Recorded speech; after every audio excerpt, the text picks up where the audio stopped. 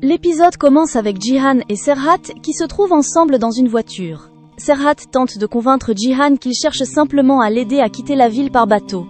Mais derrière cette apparente proposition d'aide, Jihan prépare en réalité un piège. Au cours de leur conversation, Serhat lui demande s'il a recommencé à parler avec son frère Aslan.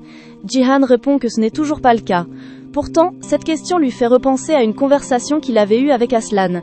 Jihan se souvient notamment des paroles de leur père sur la cruauté et l'injustice. Il se demande alors si Hulya ne lui avait pas réellement demandé d'effacer les enregistrements des caméras de surveillance lors de l'agression de Yagmour. Il repense également au fait qu'elle aurait pu lui demander de faire enlever Serhat. Jihan cherche à comprendre jusqu'où sa mère était impliquée et si elle avait volontairement préparé toute cette situation. Pendant ce temps, Serhat pense toujours qu'il va pouvoir quitter la ville.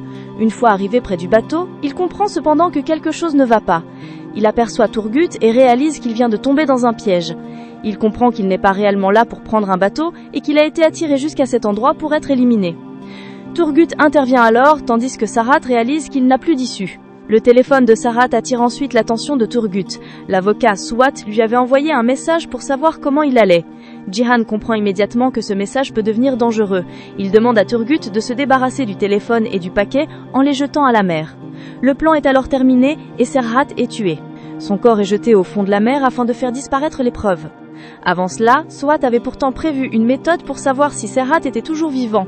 Il lui avait expliqué qu'une fois en mer, il lui enverrait un message et que Serhat saurait ainsi que c'était bien lui. S'il recevait la réponse attendue, il saurait que tout allait bien. En revanche, si aucune réponse ne venait, il comprendrait que Serhat était mort. Après le départ du bateau, Suat attend donc anxieusement le message qui ne viendra jamais.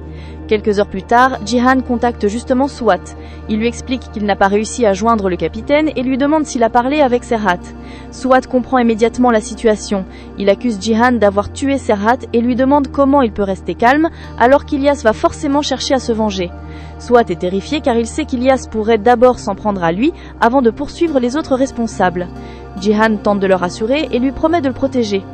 Suat lui demande alors s'il compte réellement le protéger contre Ilyas. Jihan lui demande où il se trouve, mais l'avocat refuse de répondre, estimant qu'il serait stupide de révéler sa position. Il pose alors son ultimatum. Il veut 10 millions de dollars et donne 12 heures à Jihan et Aslan pour lui remettre l'argent, sinon il parlera. La menace de Suat devient immédiatement un problème majeur pour les Soykan. Jihan fait comprendre à Aslan que l'avocat pourrait révéler toute la vérité. Pour lui, Suat doit disparaître avant de pouvoir parler. Aslan réfléchit cependant aux conséquences d'une telle décision. S'il tue l'avocat avant qu'il ne signe un contrat ou avant qu'il ne soit rassuré, cela pourrait éveiller les soupçons et leur attirer encore davantage l'attention d'Ilyas. Pendant ce temps, Yagmour apprend que Serhat est libre et qu'il pourrait revenir. Elle est complètement paniquée et fond en larmes. Elle explique à Devin qu'elle connaît parfaitement cet homme et qu'elle est certaine qu'il reviendra terminer ce qu'il avait commencé. Elle se souvient notamment de la manière dont Serhat avait tué Irem devant elle. Elle est convaincue qu'il pourrait désormais la tuer à son tour. Devin tente de la calmer. Elle lui demande de respirer et lui promet personnellement qu'elle ne laissera personne lui faire du mal. Devin insiste sur le fait que Yagmour est désormais protégé et qu'elle doit lui faire confiance.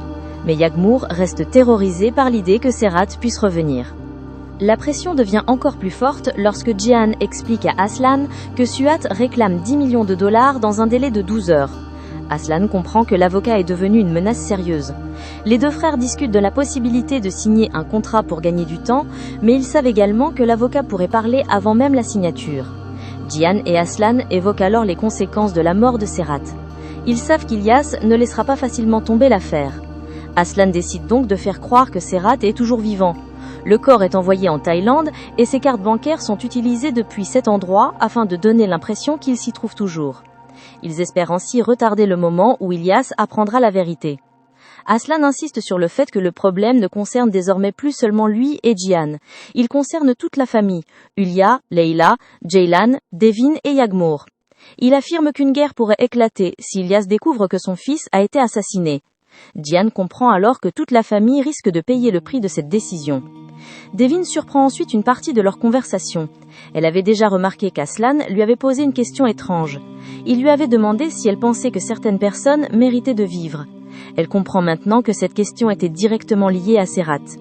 Devin demande à Aslan ce qui lui est arrivé et veut savoir s'il est mort. Aslan tente d'abord de lui faire oublier cette affaire, mais Devin insiste. Finalement, il lui révèle que Serhat est mort et que son corps se trouve au fond de la mer. Devin est bouleversée et cherche immédiatement à savoir si cette mort est liée à elle. Elle pense notamment à son propre silence et se demande si Aslan a tué Serhat parce qu'elle avait gardé certaines choses pour elle.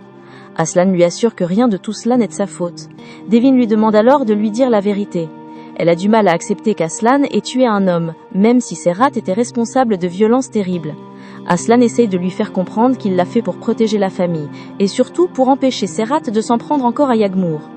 Devin cherche ensuite des informations sur Ilyas Khoruzadeh. Elle découvre que cet homme est extrêmement dangereux. Son nom est associé au monde criminel, aux jeux clandestins, aux drogues et aux paris en ligne. Il aurait également aidé Youssouf Soykan et Ibrahim Soykan dans le passé, contribuant ainsi à la position que la famille Soykan occupe aujourd'hui. Ilyas vit désormais en Roumanie et contrôlerait une importante activité de jeux illégaux. Une ancienne interview d'Ilyas est ensuite évoquée. Dans cette interview, il explique que sa famille a déjà souffert et versé du sang, et qu'il estime que la famille adverse doit également souffrir. Son discours montre qu'il ne recherche pas réellement la paix. Il est prêt à répondre à la violence par la violence. Son passé judiciaire est également rappelé, notamment une affaire d'attentat et une condamnation pour tentative d'homicide délibéré. Il avait ensuite quitté le pays afin d'échapper à sa condamnation. En découvrant ces informations, Devin comprend mieux le danger qui menace les Soykan. Elle réalise qu'Ilyas pourrait déclencher une véritable guerre lorsqu'il découvrira la mort de Serhat. Aslan décide alors de faire partir Yagmour. Il lui demande de préparer ses affaires et lui annonce qu'ils vont se rendre à la ferme et y rester quelque temps par précaution. Yagmour lui demande pourquoi, mais Aslan refuse de lui expliquer la véritable raison. Elle accepte finalement de faire ses valises et de partir avec lui. À la ferme, Ulia confronte Aslan. Elle lui demande immédiatement ce qui est arrivé à Serhat. Aslan, toujours sous le coup de la colère, lui répond froidement que Serhat est mort. Ulia est horrifiée. Elle comprend que la mort de Serhat pourrait provoquer une catastrophe et affirme qu'Ilyas ne laissera jamais passer cela. Ulia reproche ensuite à Aslan et Jihan d'avoir agi sans elle. Elle leur rappelle qu'Ilyas pourrait attaquer toute la famille. Elle estime qu'ils ont déclenché une guerre qui pourrait coûter la vie à plusieurs membres des Soykan.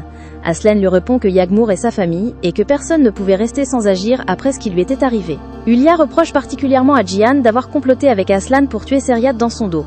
Jihan lui rappelle qu'il n'a fait que suivre les instructions qu'elle lui avait elle-même données auparavant. Ulia lui fait cependant comprendre que cela ne change rien au danger actuel. Si Ilyas apprend que son fils a été tué, les conséquences seront terribles. Aslan affirme qu'il prendra lui-même la responsabilité de la situation. Il demande à sa mère de faire croire qu'il a fait sortir Serhat clandestinement du pays. Ainsi, elle pourra continuer à penser qu'il est encore vivant quelque part à l'étranger. Aslan veut surtout empêcher la famille de paniquer et gagner du temps avant la réaction d'Ilyas. De son côté, Aslan parle à Ekrem du passé de Yagmour et lui conseille de ne plus fuir ce passé et d'avoir le courage de parler avec elle. Selon lui, Ekrem doit s'asseoir face à Yagmour, la regarder dans les yeux et parler ouvertement de ce qui s'est passé afin qu'il puisse enfin tourner la page. À la ferme, Devin et sa sœur découvrent ensuite la chambre que Ulia avait demandé aux employés de préparer pour Yagmour. Devin n'apprécie pas du tout la pièce et estime qu'elle ressemble davantage à un sous-sol qu'à une chambre convenable. Elle demande donc aux employés d'en préparer une autre pour sa sœur. Lorsque Devin apprend que cette première chambre avait été préparée sur ordre d'Ulia, elle maintient sa décision. Elle demande aux employés de lui préparer une chambre plus adaptée et précise que si Ulia pose des questions, ils devront simplement dire que c'est Devin qui leur a donné l'ordre. Pendant ce temps, Ulia rencontre Ibrahim. Elle lui demande de s'occuper de la femme de l'avocat Suat. Son objectif est d'empêcher que celle-ci puisse servir de relais ou de témoin. Ibrahim hésite, car il ne veut pas tuer une femme. Ulia lui rappelle cependant qu'il y a des années, il avait déjà fait des choses difficiles pour protéger la famille, et que Youssouf avait lui aussi payé le prix de certaines décisions. Elle lui demande donc de faire ce qui est nécessaire. Aslan et Tiyan localisent ensuite Suat. Ils s'infiltrent chez lui et tombent sur sa femme, Bouquet. Ils lui parlent calmement et lui assurent qu'ils ne sont pas venus pour lui faire du mal. Aslan se présente et lui explique qu'ils ignoraient qu'elle se trouvait là. Il lui demande pardon pour la manière dont ils sont entrés. Bouquet demande ce qui va arriver à son mari. Aslan lui explique que Suat est désormais en grand danger à cause d'Ilyas. Il lui rappelle qu'Ilyas est capable de détruire ceux qui ont tué son fils et qu'il pourrait s'en prendre aussi bien à Suat qu'à elle. Aslan promet toutefois de ne pas lui faire de mal. Les hommes décident ensuite de mettre Bouquet en sécurité pendant qu'Aslan s'occupe de son mari. La situation avec Suat devient alors une négociation. Aslan lui présente un contrat de 10 millions de dollars et lui demande de le signer. Aslan explique à Suat que s'il signe, lui et sa femme seront protégés. Il les cachera dans un endroit où personne ne pourra les retrouver, par même Ilyas. En échange, Suat doit renoncer à parler de ce qu'il sait. Aslan lui présente cela comme sa dernière offre et lui fait comprendre que son seul moyen de survivre est d'accepter. Suat comprend qu'il est pris entre deux dangers, les Soykan d'un côté et Ilyas de l'autre. S'il parle, les Sun-Can pourraient l'éliminer. S'il reste silencieux, Ilyas pourrait finir par le retrouver. Le contrat devient donc sa seule possibilité de protection. Pendant ce temps, Tolga demande à Leyla de lui prêter 5 millions de liras. Leyla est immédiatement méfiante et lui demande ce qu'il compte faire avec une telle somme. Tolga évoque les crypto-monnaies et prétend que l'affaire s'est déroulée sur Internet. Mais Leyla comprend qu'il cache quelque chose et soupçonne qu'il a recommencé à parier. Elle refuse de lui donner simplement l'argent sans connaître la vérité. Elle lui demande d'arrêter de mentir et lui rappelle qu'il ne peut pas utiliser ses enfants pour la convaincre. Elle lui demande ensuite de se préparer pour la cérémonie de circoncision de Kaya, rappelant que la tradition veut que son père l'habille. Enfin,